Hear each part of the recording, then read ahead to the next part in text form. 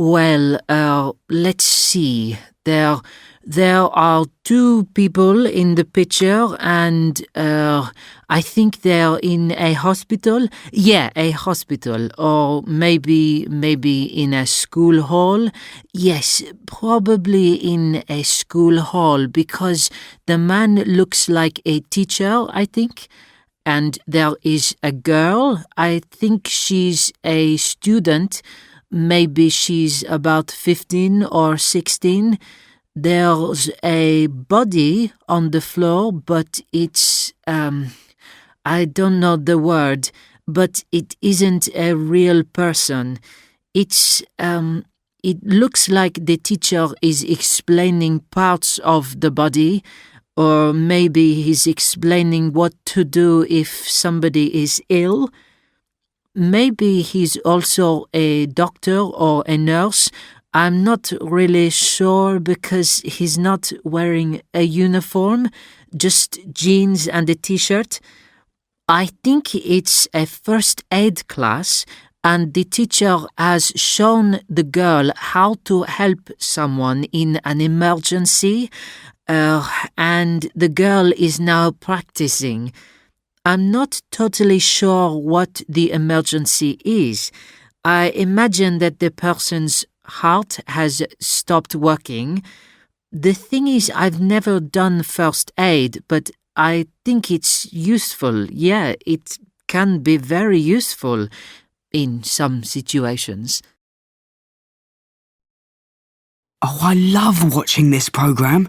You learn so much about nature, about animals and plants and everything. It's so informative. Did you see last night's episode? It really made me laugh.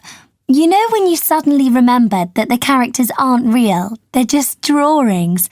It's incredible that they can be so realistic and so funny. Wow! Come and watch. It's really exciting. It's 2-2 and there's only 2 minutes of extra time left. Who do you think's going to win? Tonight, the presenter is interviewing Angelina Jolie. I want to watch because she's always got a lot of interesting things to say. And that presenter doesn't just ask the typical boring questions that other people ask. Did you watch it last night? The prize was £10,000. The contestant just had one more question to answer. It was really easy. Even I knew the answer. But you know what? She got it completely wrong and lost everything. Good morning, everybody. This is Anne Davis, and you're listening to Radio West. Now, last night was the start of a new series of Downton Abbey. Some people are saying that TV in the UK at the moment is better than ever, but others say the programmes just aren't good enough. So, for our radio phone-in today, I want you to tell me what you watch and what you think of today's TV in the UK. Our phone lines are now open and yes, I think we have our first caller. Hi there, what's your name and where are you calling from? Hi Anne, I'm Tyler and I'm calling from Bristol. Hi Tyler. So, what do you think of TV at the moment and what do you usually watch? Well, you talked about Downton Abbey. I never watch British drama series like that. They're too slow and boring. In my opinion, British drama isn't as good as American drama. In fact, really the only thing I like watching on British TV are the comedy series. Most programmes are too serious for me. You know, the news, all those long documentaries. I'm tired at the end of the day. All I want to do is relax and have a laugh. OK, thanks, Tyler. Our next caller is... Oh, is it me? I'm Olivia. Morning, Anne. Morning to you, Olivia. And where are you calling from? Blackpool. OK, what do you usually watch? And what do you think about the state of TV here in general? I really love doing sports in my free time and not watching TV. The thing is, I think that people in this country watch too much television. People are too lazy to switch the TV off and get up off the sofa. Then, when I go to school, everybody's talking about a new reality show or a chat show. It's like they're talking a different language. People say they haven't got enough free time, but the only thing people do in their free time is watch TV. OK, thanks, Olivia. And who's our next caller? Harry from Oxford. Thanks for calling, Harry. What would you like to say? Well, I don't agree with the first caller. I think our TV is as good as TV in the US, for example. It's true they have hundreds of channels, but there's nothing good on them. Their programmes are less informative than ours. I mean, personally, I love documentaries, and I think our documentaries are probably the best in the world. Thanks, Harry. One last caller before we listen to the new single from Rihanna. Hello? Who's calling? Hello there, Anne. I'm Lily, calling from Cardiff. I'm happy enough with TV today. I mean, it's as good or as bad as it's always been. There are some great programmes and some awful ones. You can learn a lot from watching the TV if you choose the right programmes. Me, I always watch game shows and quiz programmes. They can be good fun. But you can also get a lot of information. Some of it useful, some of it isn't, but it's always interesting. Of course, it's also very important to switch off the TV when there isn't anything good on. Lily, thanks very much for that. Definitely agree with your last point. Anyway, we'll be taking more of your calls in a moment after this song by... Shall we go out tonight? No, I'm a bit tired. Why don't we stay in and watch TV? OK. Do you know what's on? Let's have a look at the TV guide. At 9 o'clock, there's that new drama series set in the future, Space 2112. I don't really like drama series, especially not science fiction. OK then, what about this? At 9 p.m. on the other channel, there's a documentary about how the world will end. It's called Catastrophes. That sounds a bit too serious and scary for me. What do you think? Isn't there anything more relaxing? Well, on BBC Two, there's a documentary about crime in the UK. That's not very relaxing. Well, all right then. There's a cookery programme on ITV. I find food shows can be a bit boring. I know what you mean, but I think it's better than the usual cookery programmes because it's a cookery competition for famous people. OK, you're probably right. Let's watch the cookery programme then. Fine. Isn't it terrible what's happening in the village? I know. It started raining on Sunday and it just hasn't stopped for days. Yeah, and with all that water, lots of people are leaving their homes. It's just too dangerous to stay there. Yeah, and have you seen how the water just carries away all the cars? Scary. Really scary.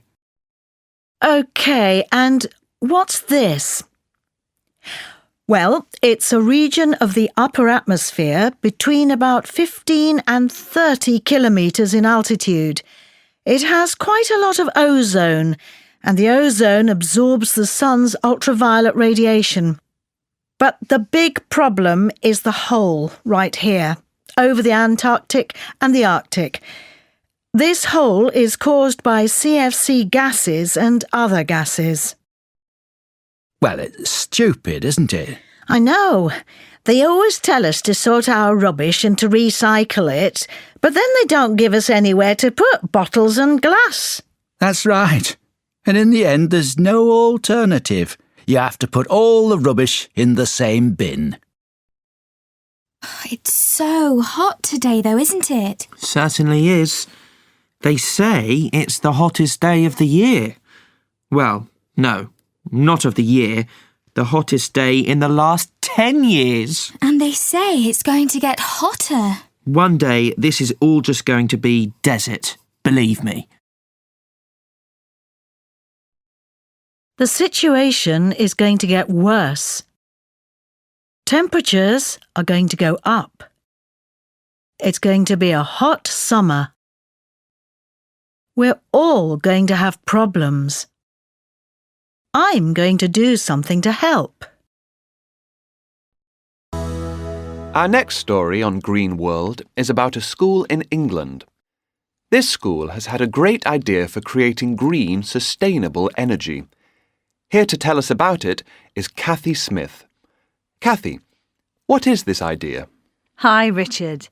Well, in most schools, if you run in the corridors, you get into trouble. But at Simon Langton Grammar School, if you run in the corridors, the teachers will probably be really happy. Why is that? Because if you run, you help to produce electricity for the school.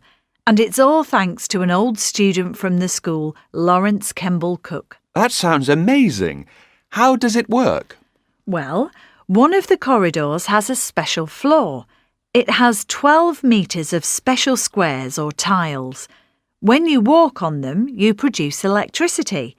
Just one step produces about 4 watts of power, and you produce more energy if you walk fast. Lawrence says the squares will produce 100 watts when the corridor is busy. And he also calculates that if the students walk on the squares for 1 year, they'll produce enough electricity to charge 853 mobile phones, or 1 mobile phone for 2.5 years, and keep 1 light working for more than 2 months. So if they produce extra electricity, the school will save money? That's right. And of course, they don't create any pollution because this is green energy. It's interesting because the special corridor goes to the technology classrooms.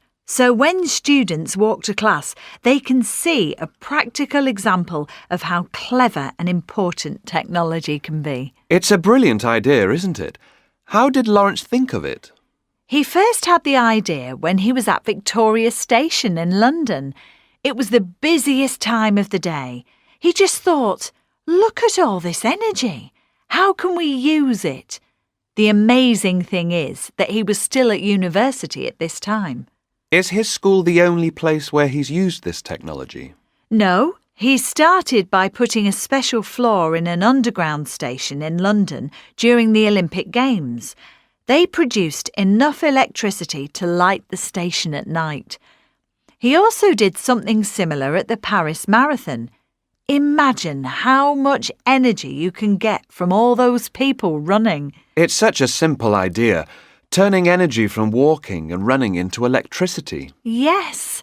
If they do this in every school in the country, we'll save a lot of money and help the environment too. You know, another one of Lawrence's ideas was to use it on a dance floor at music festivals. When you dance on the special floor, you can use the energy to charge your mobile phone. Wow. Maybe if the teachers let them, students won't run in the corridors. They'll start dancing. Listen, are you up to anything this weekend? Not really. What about you? If the weather's good, Alex and I are going to go to the beach. Do you fancy coming? Sure. What time shall we meet? How about 11 o'clock? OK. Why don't we meet at the station? Fine.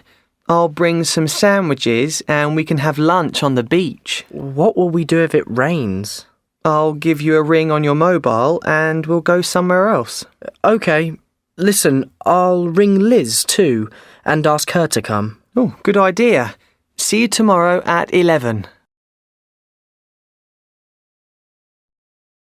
In my job, I work both outside and inside. I get my hands dirty a lot of the time. I need to be very fit and strong because I'm sometimes carrying heavy objects, mainly bricks. I have to be hard-working and reliable because my clients want me to get the job done on time. I need to be very creative in my job. I'm always thinking of new materials, new combinations of colours, new styles. I can never repeat myself. People want their clothes to be original, different. It's my job to create those clothes. Well, I think I'm well organised. It's essential in my job. There are the phone calls, emails, customers coming and wanting information, the people in the office asking me for things. I'm always giving people messages, and all day people are going past the desk and stopping to chat. The best thing and the worst thing about my job are the customers. I love meeting people and helping them to choose what they want to buy. But some customers are so difficult. They're just impossible to keep happy. And then they say, "Oh, your clothes are really expensive, aren't they?" I just want to tell them, I don't decide the prices, do I? I just work here. Firefighters should be calm. You mustn't talk to the bus driver. Discipline can be important. My science teacher comes to school at 8:30. Fashion designers shouldn't copy other people's designs. He works as a guide at the castle on the island.